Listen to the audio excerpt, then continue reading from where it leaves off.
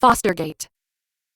In 1995, journalist James R. Norman, then working as Forbes' ace investigative reporter and a senior editor at the magazine, wrote a cover story for Forbes entitled Oil, Guns, Greed, which centered on Chase Manhattan Bank and allegations relating to bank fraud, oil trading, and bombs. The connections he uncovered there led him to develop another and arguably much more groundbreaking investigation, which bore the title Fostergate. On April 17, 1995, Norman sent a letter to Michael D. McCurry, White House press secretary, the contents of which were later leaked onto the early internet. In that letter, Norman had informed McCurry that Forbes was preparing an article for immediate publication and was seeking comment on several allegations contained in the reporting, of which there were 10 in total. A few of them deal with Foster's role with the Jackson-Stevens-owned company Systematics, previously discussed in Chapter 9. Those allegations, as Norman wrote them, were as follows. 1. That Vincent W. Foster, while White House Deputy Counsel, maintained a Swiss bank account. 2. That funds were paid into that account by a foreign government, specifically the State of Israel. 3. That shortly before his death, and coincident with the onset of severe and acute depression, Vincent Foster learned he was under investigation by the CIA for espionage. 4. That this information was made available to him by Hillary Rodham Clinton. 5. That while he was White House Deputy Counsel and for many years prior, Vincent Foster had been a behind-the-scenes control person on behalf of the National Security Agency for Systematics, a bank data processing company integrally involved in a highly secret intelligence effort to monitor World Bank transactions. 6. That Systematics was also involved in laundering funds from covert operations, including drug and arms sales related to activities in and around Mena, Arkansas. 7. That through Systematics' relationship with E-Systems, Vincent Foster may have had access to highly sensitive code, encryption, and data security information of strategic importance. 8. That both prior to and after his death, documents relating to Systematics were removed from Vincent Foster's office in the White House. 9.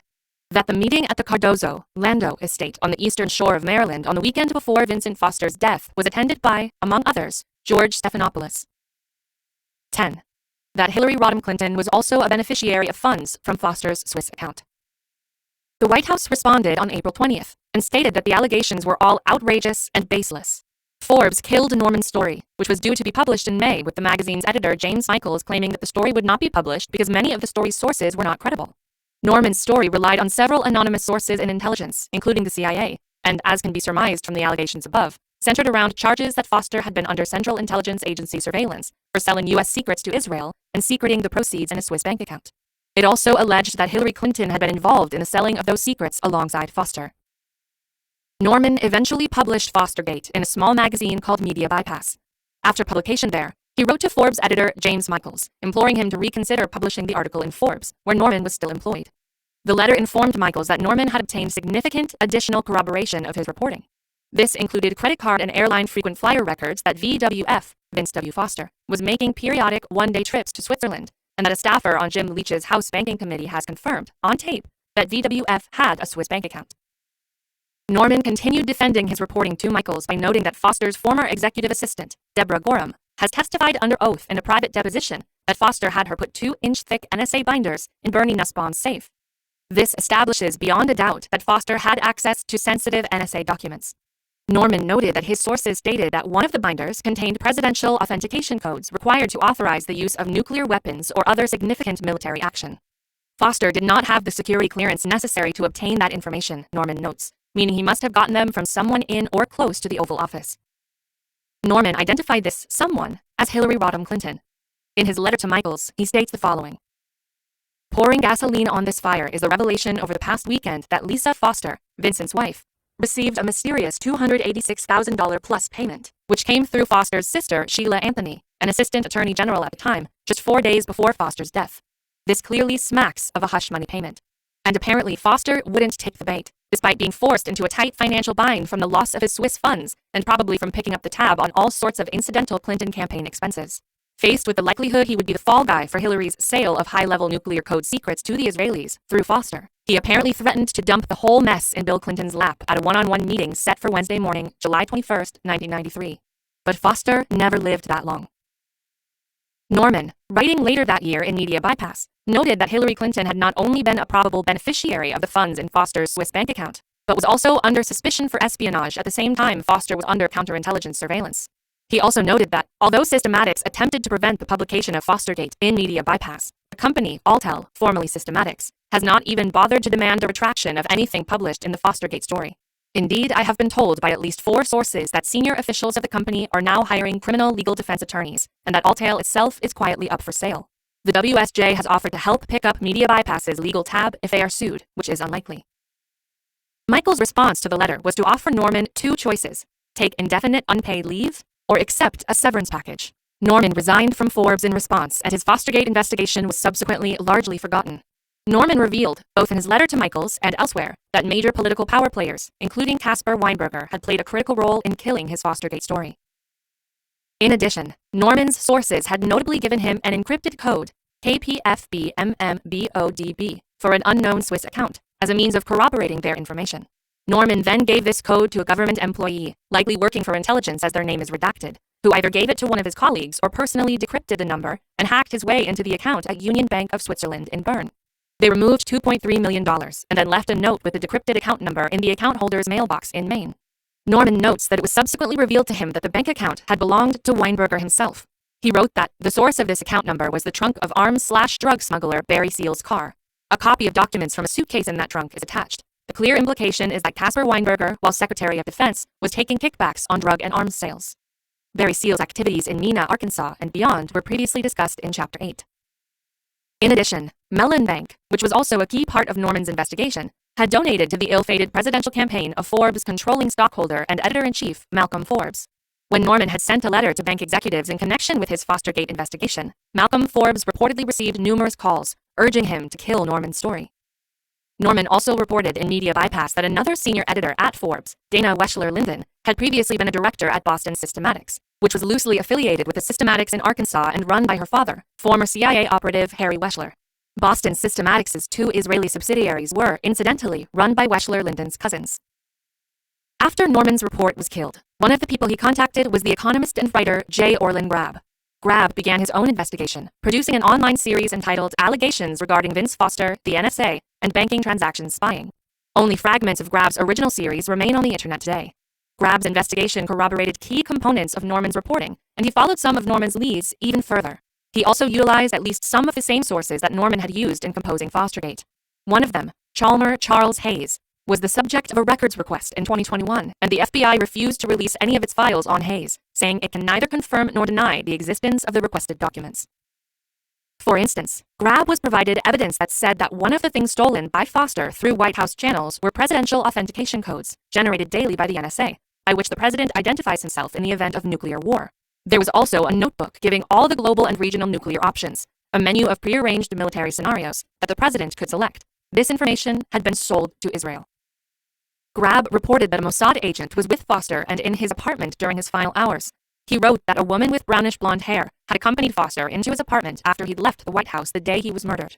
He notes that this apartment is Foster's is confirmed both by the landlord and by banking records of Foster's rental payments. The front entrance to Foster's apartment was being videotaped as part of an ongoing national security investigation into espionage by members of the White House. The woman in the tape has been identified as an Israeli agent.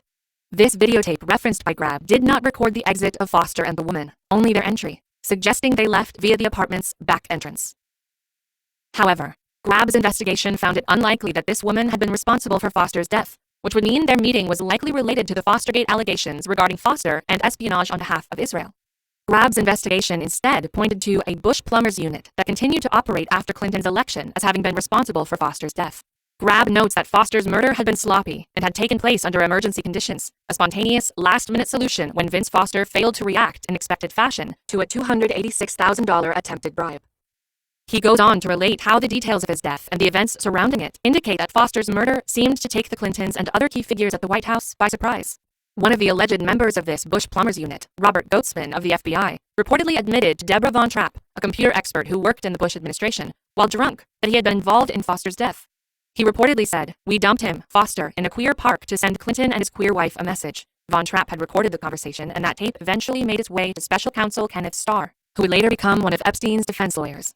Starr did nothing with the tape, and some speculate that he may have destroyed it. Given the factionalism in the Reagan and Bush eras, this is not outside the realm of possibility. However, it is also important to note that some have speculated that Goetzman's drunken confession was part of an effort to misdirect and take the heat off of the Clintons as it related to Foster's death.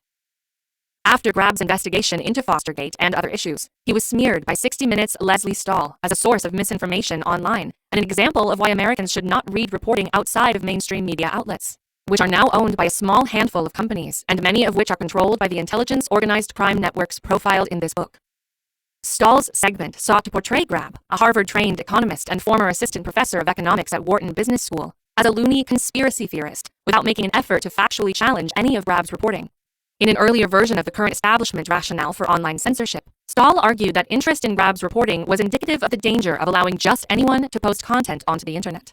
60 Minutes may have had a vendetta against Grab's reporting on Fostergate, as he had written, as part of that series, that 60 Minutes' Mike Wallace, an attendee of parties on the Lady Ghislaine, had been paid $150,000 by the Democratic National Committee to attack reporters who questioned the official narrative that Foster had committed suicide. At the time of Wallace's segment and Stahl's segment, CBS, which produces 60 Minutes, was owned by Mega Group member and OSS veteran Lawrence Tisch, who was then also acting as CBS's CEO. If we are to believe the reporting of James Norman and J. Orlin Grab, then it may be worth re-examining a few things. First, the White House Historical Association fundraiser. Not only did this fundraiser include people like Jeffrey Epstein, BCCI-linked Clark Clifford, and C. Gerald Goldsmith, it was directly mentioned in the forged suicide note that was most likely created with Hillary Clinton's direct involvement. If both Hillary Clinton and Foster were under investigation for espionage at the time, and Foster's death was connected to the reason for that investigation, i.e. the involvement of Foster and Clinton in selling secrets to Israel, one would assume that Clinton would attempt to absolve herself from anything that could lead to her involvement in those espionage activities being outed. As previously stated, the only mention of Clinton in Foster's suicide note directly relates to the White House Historical Association fundraiser. These pieces of evidence, when considered together, suggests that the fundraiser may have been connected to either Systematic's role in promise-facilitated money laundering, or Foster's and Clinton's alleged Israeli espionage activities, or potentially both. However, it seems that these espionage activities involving Foster and Hillary Clinton were not only limited to selling state secrets to Israel. As detailed in Chapter 9, James Norman had noted in his book, The Oil Card, that it was suspected, though unproven, that other foreign governments aside from Israel had bought high-level code, encryption, and other secrets via Foster's Swiss bank account and Israeli banks. Per Norman, chief among the suspects of those foreign governments was China. As will be noted in subsequent sections of this chapter, there is substantial evidence that some Israeli espionage activities during this period were related to efforts to funnel U.S. secrets, as well as sensitive U.S. technology, to China. However, before broaching those issues in greater detail, it's important to note that another Arkansas company tied to Systematics was, throughout this period, engaging in sensitive business dealings with China. The company in question was Arkansas Systems, which was located just down the road from Systematics in Little Rock, and was founded in 1975 by a former Systematics employee and Army veteran, John Chamberlain. Norman's reporting in Fostergate makes brief mention of Arkansas Systems, noting that it was one of the first companies to receive funding from the Arkansas Development Finance Authority, an agency created by then-Governor Bill Clinton that is now coming under congressional scrutiny. ADFA and its significance was discussed in Chapter 8. Arkansas Systems was founded in 1975 and described itself as a privately held provider of card systems, payment systems, and operations solutions through Integrated Transaction Management, ITM, a comprehensive system architecture. Like Systematics, Arkansas Systems focused on selling software to banks. Its software was used extensively on remote teller terminals and ATMs, both domestically and abroad. According to the company's founder, John Chamberlain, Arkansas Systems assisted with file conversions and some consulting on the Systematics financial management system in connection with Systematics processing of American Express's military banking contracts.